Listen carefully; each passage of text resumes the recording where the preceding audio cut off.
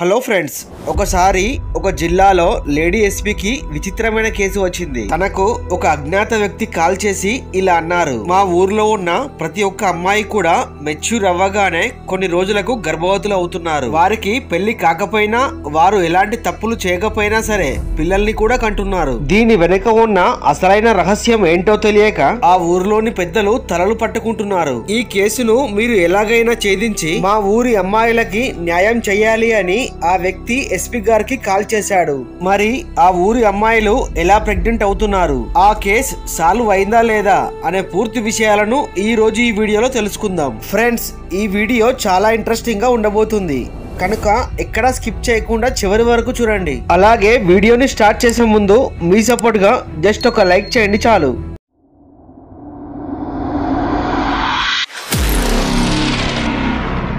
ఆ ఊరిలోని అమ్మాయిలు మెచ్యూర్ అవ్వగానే గర్భవతులు అవుతున్నారు. అసలు తమ పిల్లలకు ఇలాంటి పరిస్థితులు రావడానికి కారణం ఏంటో తెలియక వారి తల్లిదండ్రులు దిక్కుతోచని స్థితిలో ఉన్నారు. ఇదే ఊర్లో ఉన్న రామ్ సింగ్ అనే వ్యక్తి తన కూతురికి కూడా ఇలాంటి సమస్య రాకుండా ఉండాలని తనను ఇంట్లో నుంచి కూడా బయటకు రాకుండా చాలా జాగ్రత్తగా చూశాడు. అయినా సరే ఆమె కొన్ని రోజులకు గర్భవతి అయింది. ఇలా ఎలా జరిగిందో తెలియక రామ్ సింగ్ తల పట్టుకున్నాడు. ఇక చేసేదేం లేక తన కూతురిని కూడా ఈ కడుపుకి కారణం ఏంటి అని, నువ్వు ఎవరితో అయినా కలిసావా, ఏదైనా తప్పు చేసావా అని అడిగాడు. తన తండ్రి ఇలా అడగగానే ఆ అమ్మాయి ఏడవటం మొదలు పెట్టింది. మీకు అన్ని తెలిసి కూడా మీరు నన్ను ఎందుకు అనుమానిస్తున్నారు నాన్న? మన ఊరి అమ్మాయిలు పెద్ద మనిషి అవ్వగానే ప్రెగ్నెంట్ అవుతున్నారని మీకు తెలుసు కదా అని ఏడుస్తూనే నేను ఎలాంటి తప్పుడు పనులు చేయలేదు, ఎవరితో కలవలేదు అని చెప్పేసరికి రామ్ సింగ్ కూడా ఏడవటం మొదలు పెట్టాడు. ఇలా ఇతనొక్కడే కాదు, ఆ ఊరి అమ్మాయిలు గర్భవతులు ఎలా అవుతున్నారో తెలియక వారి తల్లిదండ్రులు భయంగా గడుపుతున్నారు. అయితే ఏదో ఒకటి చేసి ఇలాంటివి జరగకుండా చూడాలని రామ్ సింగ్ ఒక నిర్ణయానికి వచ్చాడు. వెంటనే ఆ జిల్లా ఎస్పీ మేడం కి ఫోన్ చేసి ఇక్కడ జరుగుతున్న దాని గురించి చెప్పాడు. వెంటనే ఆ ఎస్పీ మేడం కోపంతో, నీకేమైనా పిచ్చా? ఒక అమ్మాయి మగవాడితో కలవకుండా గర్భవతి ఎలా అవుతుంది? నాకు తెలిసి మీ అమ్మాయి అబద్ధం చెబుతున్నట్టు అనిపిస్తుంది. నా టైం వేస్ట్ చేయకుండా వెళ్లి మీ అమ్మాయిని గట్టిగా నిలదీయు అని చెప్పింది. కానీ రామ్ సింగ్ మాత్రం, లేదు మేడం, ఇది నా ఒక్కడి సమస్య కాదు, మా ఊరిలోని 20 మంది అమ్మాయిలకు ఇలానే కడుపు వచ్చింది అని చెప్పాడు.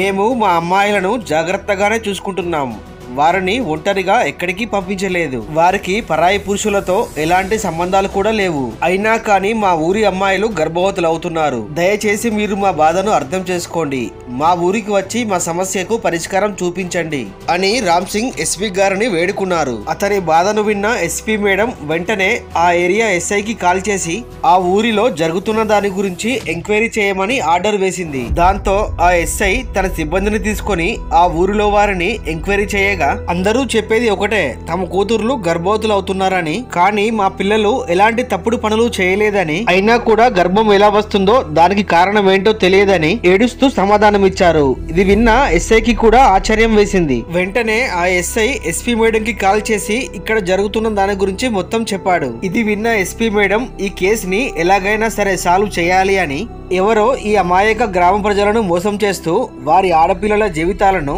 నాశనం చేస్తున్నారని వారు ఎవరో కనిపెట్టి దీని వెనుక ఉన్న మిస్టరీ ఏంటో తెలుసుకోవాలని నిర్ణయించుకుంది. అనుకున్నట్లుగానే ఒక భిక్షగత్త వేషంలో ఆ ఊరిలోకి ప్రవేశించింది ఎస్పీ మేడం. ఆమె డైరెక్ట్ గా తనకి కంప్లైంట్ చేసిన రామ్ సింగ్ ఇంటికి వెళ్ళింది. అక్కడికి వెళ్ళగానే ఇంటి నుండి బయటకు వచ్చిన రామ్ సింగ్ తో, మాది మీ పక్క ఊరే, ఇక్కడికి భిక్ష ఎత్తుకోవడానికి వచ్చాను, కానీ ఇప్పుడు మా ఊరి చివరి బస్సు కూడా వెళ్ళిపోయింది. అయ్యా, నేను ఈ రోజు మీ ఇంటి వరండాలో పడుకోవచ్చా అని అడిగింది. దానికి రామ్ సింగ్, ఇంత రాత్రి వేళలో ఎక్కడికి వెళ్తావులే, అందులోనూ ఆడదానివి, ఇక్కడే మా వరండాలో పడుకో అని ఆ భిక్షగత్తకి చోటు ఇచ్చాడు. అంతేకాదు తనకు తినటానికి తిండి కూడా పెట్టాడు. అలా ఆ కుటుంబం ఇంటి లోపల నిద్రపోయాక వరండాలో పడుకున్న ఎస్పీ మేడం మెల్లిగా లేచి ఆ ఊరి వాడలు తిరగటం మొదలుపెట్టింది. అలా తిరుగుతూ ప్రతి ఇంటిని కూడా క్షుణ్ణంగా గమనిస్తోంది. అంతలోనే ఆమెకు 2 తాగుబోతులు కనిపించారు. వారు ఒక ఇంటి లోపలికి వెళ్లి కాసేపటికే మరలా ఆ ఇంటి నుండి బయటకు రావడం కనిపించింది. ఇక ఎస్పీ మేడం వెంటనే ఆలస్యం చేయకుండా వారి దగ్గరికి వెళ్లి తన సంచిలో ఉన్న గన్ తీసి వారికి గురిపెట్టింది. మొదట వారు ఈమె పిచ్చిదని, అది డమ్మీ రివాల్వర్ అని హేళన చేస్తూ నవ్వటం మొదలు పెట్టారు. వెంటనే ఎస్పీ మేడం గాల్లో ఇళ్లలోకి కాల్పులు జరిపింది. ఇది చూసిన ఆ ఇద్దరు తాగుబోతులకి తాగింది మొత్తం దిగింది. అంతేకాదు ఆ గన్ ఫైర్ సౌండ్ కి గ్రామస్తులు మేల్కొని బయటకు వచ్చారు. వారితో మీరు అలా చూస్తున్నారేంటి, ముందు మీరు ఆ ఇద్దరు దొంగ వెధవలను పట్టుకోండి అని అనగానే వెంటనే ఆ ఇద్దరు దొంగలను బంధించారు. ఆ తర్వాత వారితో నేను భిక్షగత్తని కాదు, ఈ జిల్లా ఎస్పీని అని చెప్పి ఆ దొంగలను విచారించడానికి స్టేషన్ కి తీసుకెళ్లడం జరిగింది. ఆ తర్వాత పోలీసులు తమదైన శైలిలో ఇంటరాగేషన్ చేసిన తర్వాత ఆ దెబ్బలు తట్టుకోక వారు నిజాలు చెప్పారు. ప్రతి రోజు రాత్రి అందరూ పడుకున్న తర్వాత వారు గ్రామంలోకి వెళ్లి వారి కుటుంబ సభ్యులకు మత్తుమందు ఇచ్చి తమ కంటికి నచ్చిన ఆడపిల్లను అనుభవించడం మొదలు పెట్టారు. అలా వారి కామదాహం తీరిన తర్వాత ఏమీ తెలియనట్టు వెళ్లిపోయేవారు. ఇలా వీరు చెప్పిన మాటలు విన్న ఆ ఎస్పీ మేడం కి విపరీతమైన కోపం వచ్చింది. అభం శుభం తెలియని ఎంతో మంది ఆడపిల్లల జీవితాలను నాశనం చేశారు అని వారిని కోపంతో చితకబాదింది. ఇదే విషయాన్ని ఆ ఎస్పీ మేడం ఆ గ్రామ ప్రజలకు కూడా తెలియజేసింది. ఈ విషయం తెలుసుకున్న ఆ గ్రామస్తుల కోపం కట్టెలు తెంచుకుంది. ఆ నీచులను వెంటనే ఉరి తీయాలి అని వారు డిమాండ్ చేశారు. అలా ఈ కేసు ఇప్పటికీ కోర్టులో నడుస్తూనే ఉంది. మరి ఇలాంటి నరరూప రాక్షసులకు ఎలాంటి శిక్ష విధిస్తే బాగుంటుందో కామెంట్ రూపంలో తెలియజేయండి. సో ఫ్రెండ్స్, చూసారు కదా, ఈ వీడియో గనుక నచ్చినట్లయితే ఒక లైక్ చేసి మీ ఫ్రెండ్స్ అండ్ ఫ్యామిలీకి షేర్ చేయండి. అలాగే ఇలాంటి మరిన్ని ఇంట్రెస్టింగ్ వీడియోస్ కోసం వెంటనే మన ఛానల్ ని సబ్స్క్రైబ్ చేయండి.